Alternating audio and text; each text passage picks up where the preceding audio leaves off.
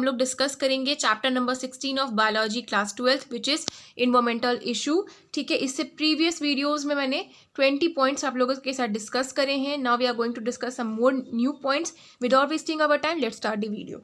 सो देखिए, they are known as terror of Bengal. Terror of Bengal क्या होता है? The world most problematic aquatic weed is known as terror of Bengal. Terror of Bengal क्या है? They are also known as terror of Bengal because they grow abundantly in eutrophic water bodies and lead to an imbalance in ecosystem. ठीक है, dynamics of the water body. ठीक है, यानी कि जो पानी जो होती हैं, नदियाँ होती हैं, अगर उसे क्लीन नहीं किया जाएगा, ठीक है, यूट्रोफिक वेदर में, वाटर में ये ग्रो कर जाता है और इसीलिए इसे टेरर ऑफ बंगाल बोलते हैं। अब आता है हमारा सबसे important point which is bio magnification. ठीक है, बायो मैग्निफिकेशन क्या होता है? A few toxic substances often present in industrial wastage water can undergo biological magnification known as biomagnification. Mark is very very important in the aquatic food chain.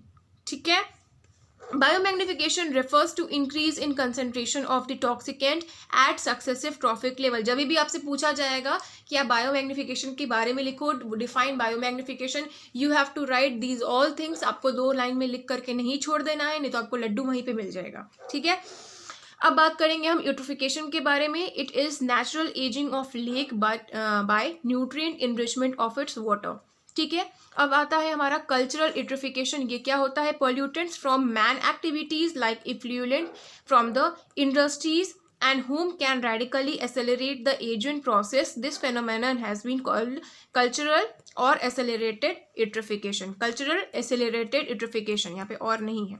ठीक है, देखिए, pollutants from man activities like effluents from the industries and whom can radically accelerate the aging process. This phenomenon has been called cultural accelerated phenomena. अब eco sand क्या होता है? The eco sand toilet is closed system that does not need water, so it is alternative to leach pit toilets in places where water is scarce or where the water table is high. The risk of groundwater contamination is increased. ठीक है, eco sand के बारे में भी आपसे board examination में पूछा जा सकता है, सो प्लीज आप लोग बिल्कुल ध्यान से देखिएगा।